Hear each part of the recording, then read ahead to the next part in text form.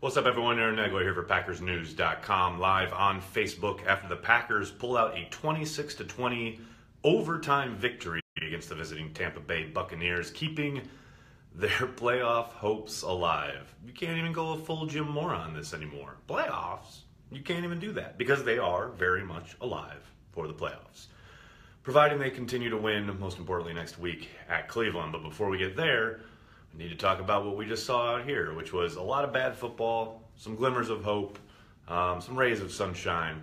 But overall, a real up and down performance from the Packers, especially on offense, where they couldn't pick up a first down until midway through the fourth quarter into the second half.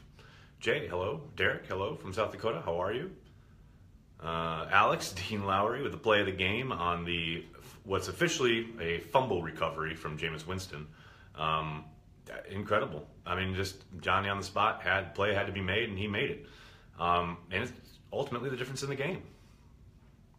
Andrew says it's a horrible game. It was ugly. There's no doubt about that, but counts as a victory, and that's all that matters. Nate, first Packers game from Connecticut. Nate, thanks for joining us here in the fine hamlet of Green Bay. When is Hundley's gum contract up? It's not. It's getting worse. Clay looked fresh. I agree. I thought he looked very good. I thought he looked active. As McCarthy likes to say, he causes offenses headaches. Hey, Stacy, how are you? Thanks for joining us. But yeah, he's active and he lines up all over the place. And opposing offenses really got to know where he's going to be and what he's going to be doing. So I think having him out there makes a big difference. There's no doubt about that. Williams and Jones got a running game. Yeah, Mick, funnily enough, Jones, the carry to win the game was his first carry of the game. His first touch the entire afternoon. So talk about opportunistic. But yes, I agree. I think Jamal Williams absolutely put on a clinic when it comes to power running and using leg drive to finish things off. The touchdown in particular I thought was a beautiful play from Williams when there wasn't a whole lot there, and he made it happen. Now, when will the defense learn to tackle? Tony, that's a great question. Clearly, teams are taking advantage of what they saw the Saints do over a month ago. And Dom Capers and company really haven't figured out how to stop it. That slip screen, the wide receiver screen, has been used again and again and again. The Packers actually finally started to clamp down on the halfback screen as the game went on. But that wide receiver screen on 3rd and long has given them nothing but fits. And I don't see a solution anytime soon. It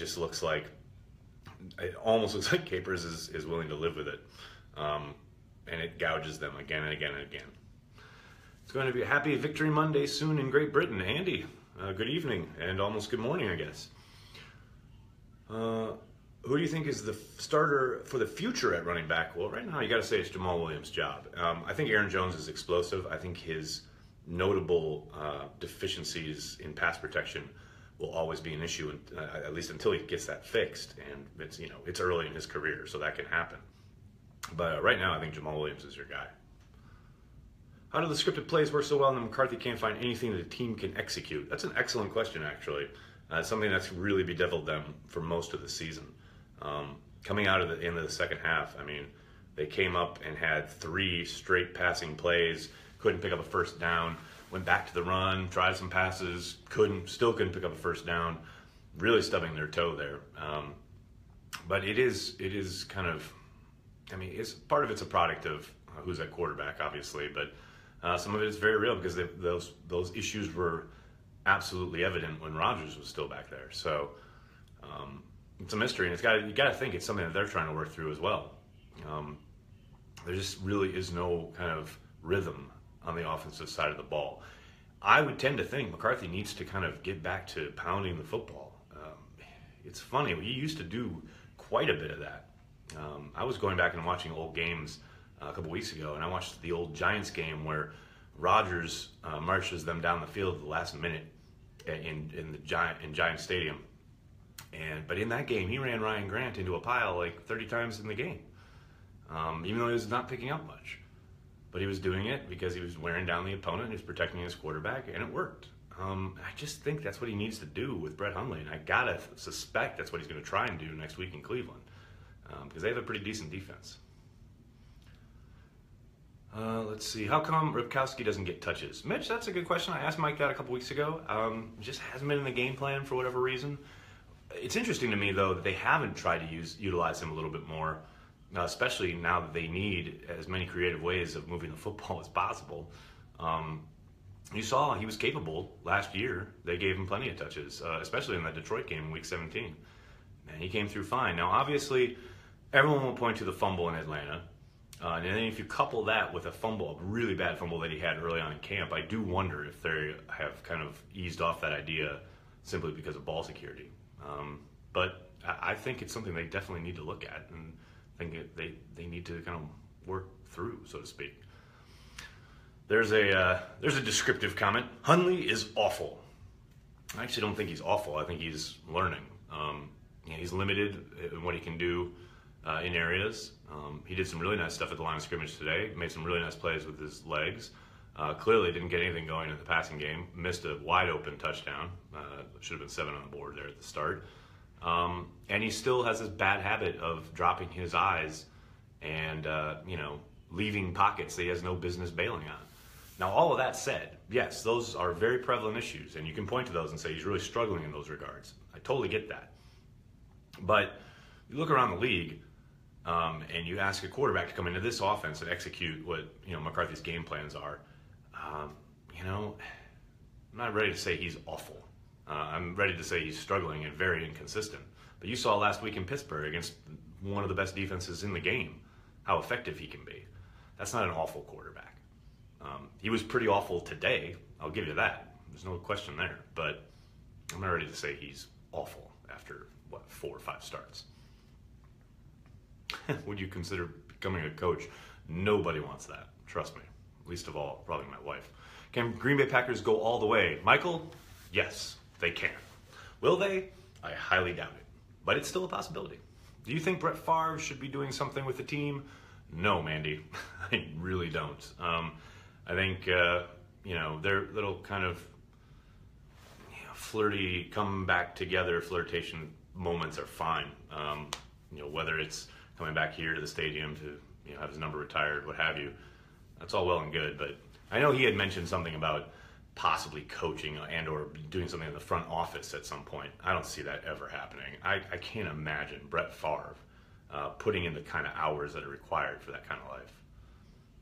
This Brown game seems like a trap game. Thoughts? I get why you think that.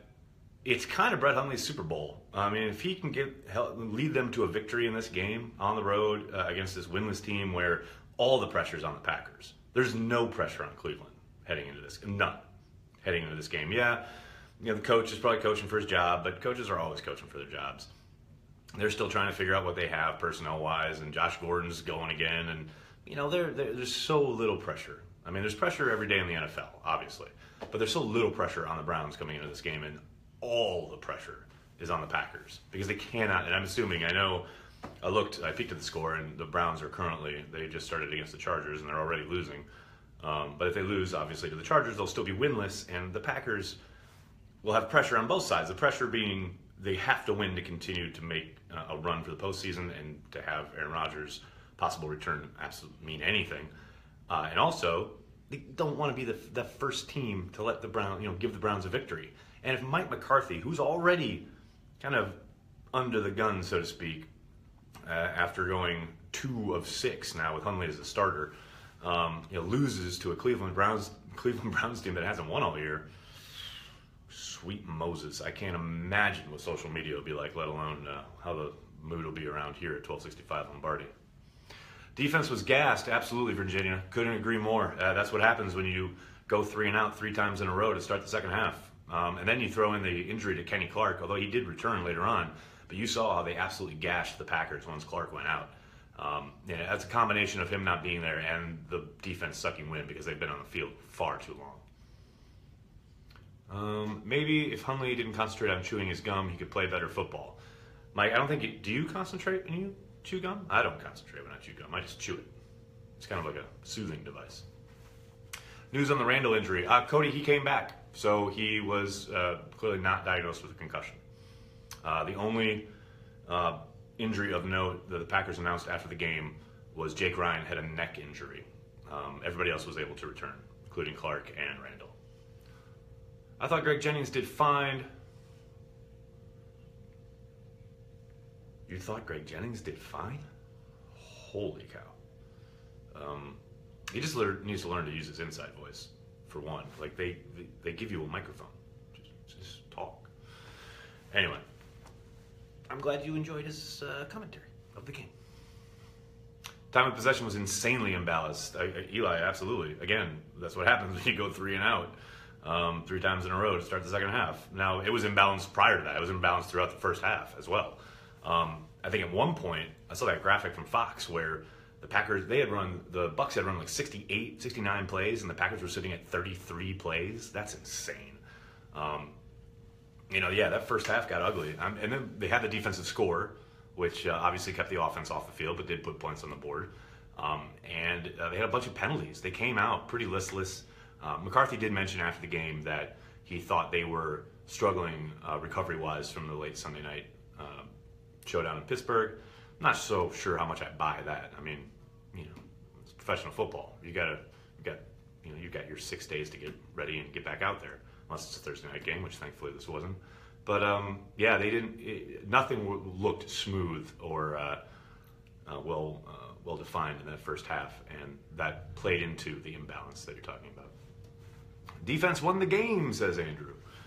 I think this is a total team effort. I mean, how many times have you seen football games where the offense gets, especially in today's NFL with the overtime rules, where the offense gets that initial kickoff and takes it and either can't even get into the other end of the field or has to punt or has to settle for a field goal.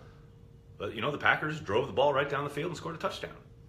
And that's the offense contributing, to the victory pretty decisively. And then obviously there's the big play by Lowry and all sorts of pressure and some great plays all around up front by the Packers defense.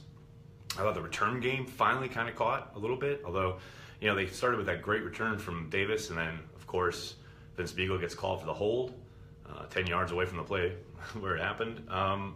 But yeah, I thought then the return game came alive, so I think all 3 phases really contributed to this one. Cobb did play today, right? Tongue-in-cheek, Kevin. He did indeed. They didn't feature him, though, that's for sure.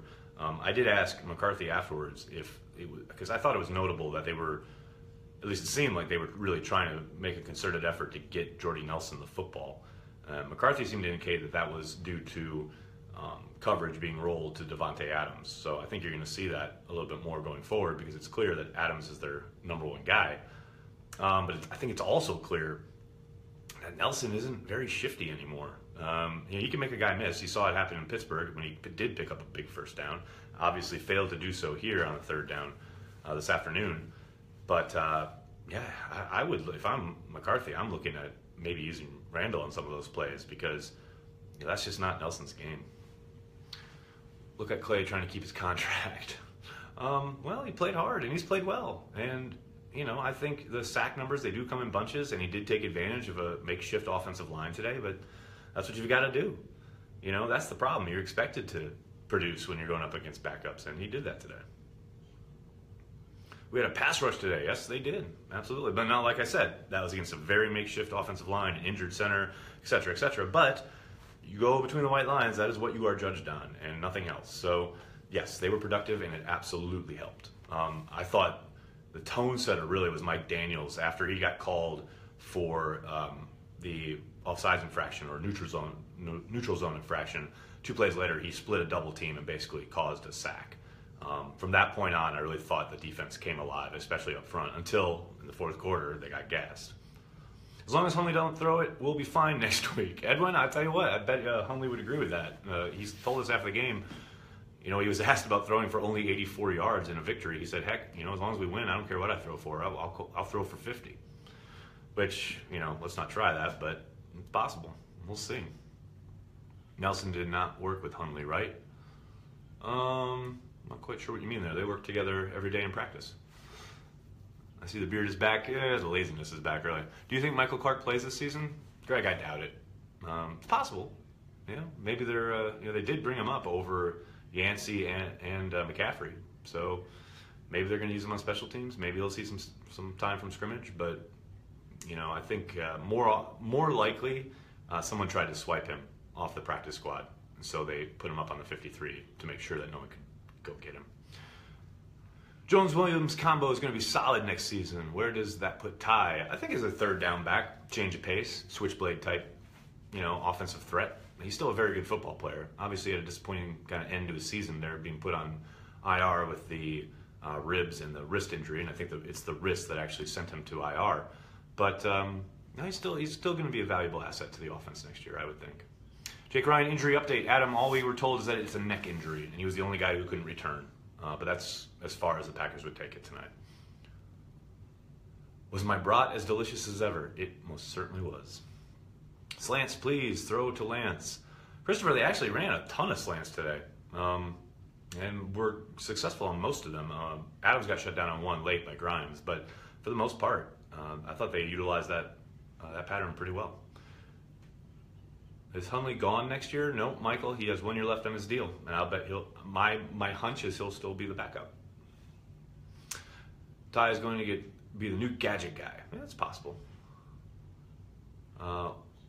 Let's see. What game can Rodgers come back for? The Panthers game is his first week being eligible to return. Packers thrive with a storyline, always fun to watch. Adam, I've kind of noticed that. You are absolutely spot on there. I don't know if it's McCarthy or what, but he always does some of his better work whenever they're backed up against the wall, and he's got to have it. He seems to figure it out. He seems to find a way. Now, like we've been saying, today was ugly. McCarthy called it ugly. It was a grinded out kind of victory where they're going to have to take what they can from it and burn the rest of the tape. But they won. They won, and they all count. So it's going to be interesting how they kind of approach this Cleveland game, because if they can get that win, then you're talking some real stuff. You're talking about Rodgers really possibly returning. But if they lose that game to the Browns, it could get ugly around here real fast. All right, everybody. I'm going to take off and tend to my many other duties this evening, but thank you so much for joining me. I'm sorry if I couldn't get to your question. They do fly by very fast. But thanks so much for joining. Make sure you're checking PackersNews.com for all the latest. We'll have everything up from this game and obviously throughout the week heading into Cleveland. Make sure you stick here, PackersNews.com. Thanks a lot, everyone. Have a good night.